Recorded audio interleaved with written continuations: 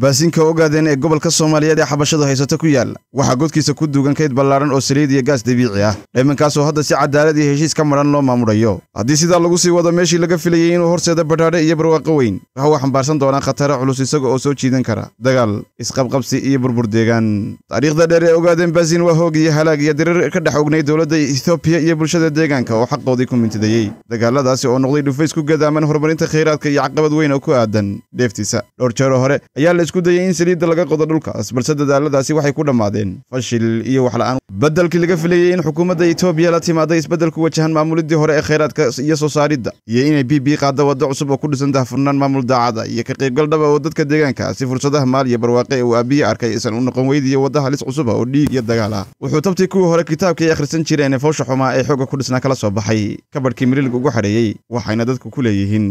la aragtay laaga ma ogtahay maxay yihiin khataraha ka dhalan kara qodista saliidda ee dhulka ogaadeenaya qodista iyo soo saaridda saliidda ogaadeen waxay xambaarsan tahay rajo iyo halis isku mara inkastoo ay ballan qaadaysa Itoobiya dhaqaale shaqo abuur iyo horumar dana waxa la saadaalin karaa khataro dhowr oo siyaasadeed bulsho iyo deegaan bale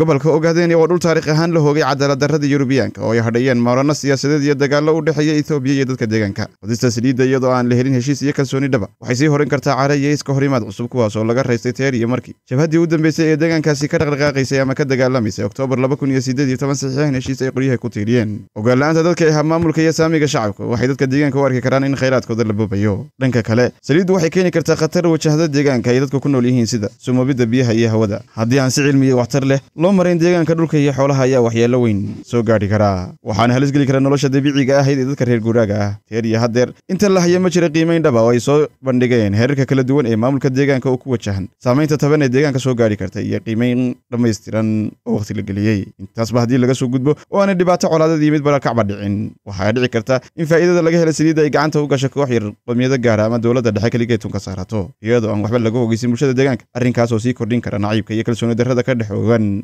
laamaha dowladda iyo dadka rayidka ah marka la soo koobo daahfurka darrada ee saliidda ogaadeen waa sida mindi laba af leh waxay keeni kartaa barwaaqo balse haddii sida cadaalad darrada iyo qorshe xumaanta hadda loo wado loo sii wajaho wax ku sii socdaan waxay dhalin kartaa guux iyo cawaaqib aan la mahadin sidaa darteed haddii ay biyo barwaaqadu dhab ka tahay waxaa guushu ku xidhnaan doontaa sida dowladda Itoobiya u aqoonsato xaqa dadka deegaanka banaankan u dhigta saamigooda una horumariso sharciyada iyo damaanad qaadaya xuquuqaha dadka deegaanka si aabiye ugu soo noqdo waddan nabdoon oo shidaalka loo wada nafsan karo waxa u furan in dadka deegaanka uu ogolaado inay si dhab ah uga qayb qaataan howlaha soo saaridda sifaynta saliidda in sidoo kale uu horumariyo siyaasadda iyo maamul ku dhisan daahfurnaan wadaag ee la tashiyo wax weydiin in la cadeeyo faa'iidada saliidda oo si cadaalad ah loo qaybiyo sidoo kale dadka deegaanka waa in si toos ah looga qayb geliyaa shaqooyinka iyo mashaariicda la xiriira qodista sifaynta iyo soo saaridda saliidda haddii ay jiraan caqabado ku wajahan awoodooda shaqo waxa muhiim ah in la siiyo tababar farsamo iyo aqoon xirfadeed ay u noqdaan qayb fircoon oo ka qayba soo saaridda hantidooda Itoobiya waxay wax ka baran kartaa dhanka casharada cadaaladda iyo daahfurnaanta dalka Norway waa tusaalaha ugu wanaagsan ee dal hodan ku noqday saliidda haddana ka badbaaday musuq iyo dagaal dowladda Norway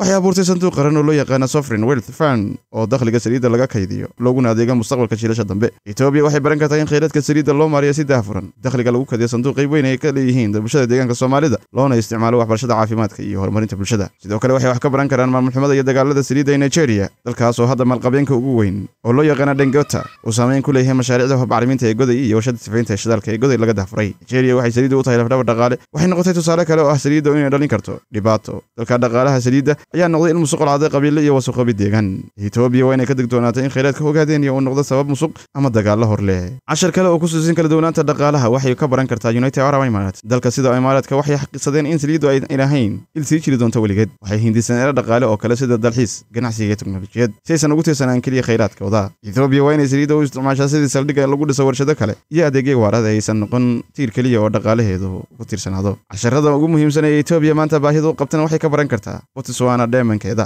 waa cashir ku aadan ka qaybgelinta bulshada inkastoo Botswana aysan saliid lahayn waxay muujisay dowladda iyo shacabku u wada maamuli karaan kheyraadka bulshada dalkaasi waxay qayb weyn ka yihiin go'aan qaadashada dhaqaalaha ka soo xarooda dheemanka waxaana loo qaybiyaa si siman waxaana la dhisay hay'ado adag oo shacbiyeed Itoobiya waa inay bulshada deegaanka ku darto go'aan kasta oo ku saabsan soo saaridda sifaynta iibgeynta iyo maamulka dhaqaalaha si dadka deegaanka ay u arkaan inay qayb ka yihiin ee aan lagu xukumayn cashar kale oo ku wajahan ilaalinta deegaanka waxay ka baran kartaa Ecuador iyo Alaska dalalkan waxay muhiimad siiyeen in la dhowro badqabka deegaanka Itoobiya waa inay dhistaa sharciyada adag oo ilaalinaya deegaanka ogaadeenaya si jiilka dambe uusan u dhaxlin dhul cudurreed iyo biyo sumaysan kheyraadka ogaadeenaya wuxuu astaan u yahay fursad dhaqaale oo weyn balse dhaca iyo muruduga Addis Ababa ka soo fool leh oo lagu kabay xaaladaha siyaasadeed ee kala adkaanta ku sareysan ee Itoobiya ka jira ayaa khatar weyn ku ah ah in saliiddaasi looga faa'iidaysto si waxtar leh iyadoo taageerada shacabka iyo xasiloonida ay maqan tahayna halista dagaalada ayaa mar walba sii jiri kara.